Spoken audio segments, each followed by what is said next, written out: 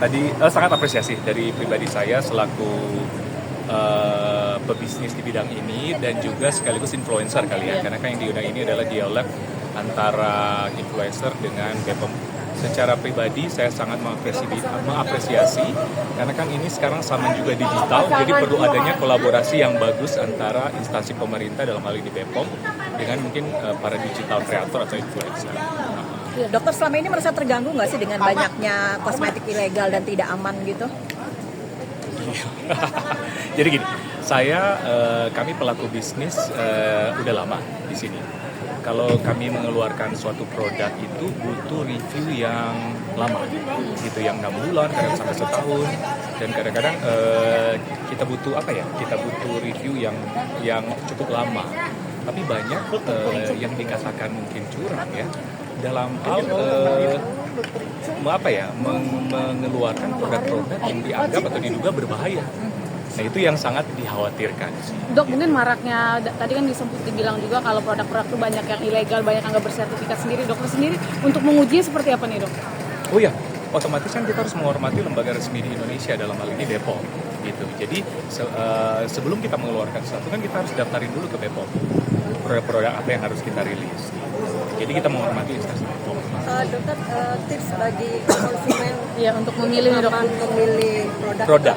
Iya benar. Biar Tips cermat. bagi para customer di Indonesia, memang kita harus bijak dalam memilih customer. Pertama, karena lembaga sertifikasi kita ada lembaga BPOM, jadi memang pilihlah produk yang harus ada level BPOM. Bahkan kan sekarang BPOM ada kayak checklist BPOM yang lebih simpel ya. Gitu. Jadi pilihlah produk yang memang level BPOM, itu harus mutlak. Tapi yang beredar di masyarakat kan ada 2 jenis ya. Ada yang BPOM, ada yang tadi mungkin dibahas adalah label biru atau kategori obat. Nah itu juga yang harus diperhatikan. Kalau misalnya kategori obat itu harus dengan konsultasi dokter dan resep dokter. Tidak bisa dijual bebas. Nah ketika mungkin konsumen ada yang dirugikan, itu sebaiknya harus melakukan apa sih, Dok? Apa? Dirugikan dengan produk. Nah, kalau kami sebagai dokter ataupun content creator hanya sebagai edukator. Bukan hak kita untuk menjudge atau menjustifikasi suatu ini. Nah, biasanya ya tadilah untunglah ada lembaga kayak ini, kalau ada apa-apa ya boleh melapor juga ke BPOM. Gitu. Karena kalau melanggar hukum juga mungkin ke kepolisian. Sebenarnya kan masyarakat tertarik dengan harga murah tapi hasilnya instan gitu, Dok. Benar. Apalagi di Indonesia itu kan whitening minded. Ini video ya? Iya, Dok. Iya. Oh, oke. Bagus nggak muka gue? Bagus. Kamu nggak doang ya? Aman ya? Aman ya? Aman. Oh ya, jadi apa tadi? Iya, tadi harga. Oh iya, benar. Harga murah. Apalagi orang Indonesia itu whitening minded. Iya. Jadi pengen putih, harga murah dan pengen putih cepat tuh, wah langsung tuh dibeli tuh.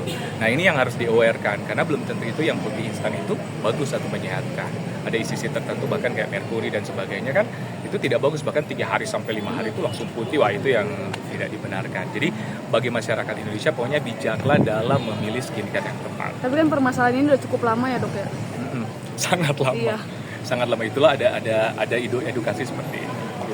Sip, ada lagi? Dokter membedakan misalkan kayak skincare yang nggak cocok nih, breakout karena breakout atau karena nggak cocok seperti apa sih, Dok? Benar. Pertama, ini tipsnya. Untuk kadang-kadang kita bingung ini breakout atau efek tidak cocok dengan skincare. Iya. Breakout itu kan sebenarnya proses adaptasi. Dia beradaptasi karena pengelupasan, dia timbullah komedo. Tapi ada yang memang tidak cocok.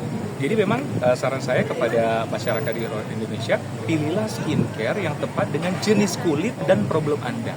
Jadi sebelum mengetahui itu, masyarakat tuh harus tahu dulu apa jenis kulitnya, apa problemnya.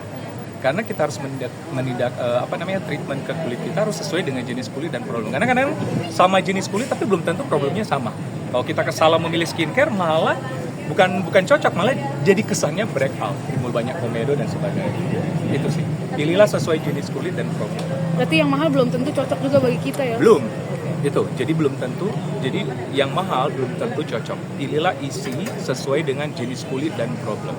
Jadi memilih skincare harus lihat dulu isinya apa, sesuai dengan jenis kulit kita nggak, itu pertama. Kedua, kalau sesuai jenis kulit, sesuai problem kita nggak.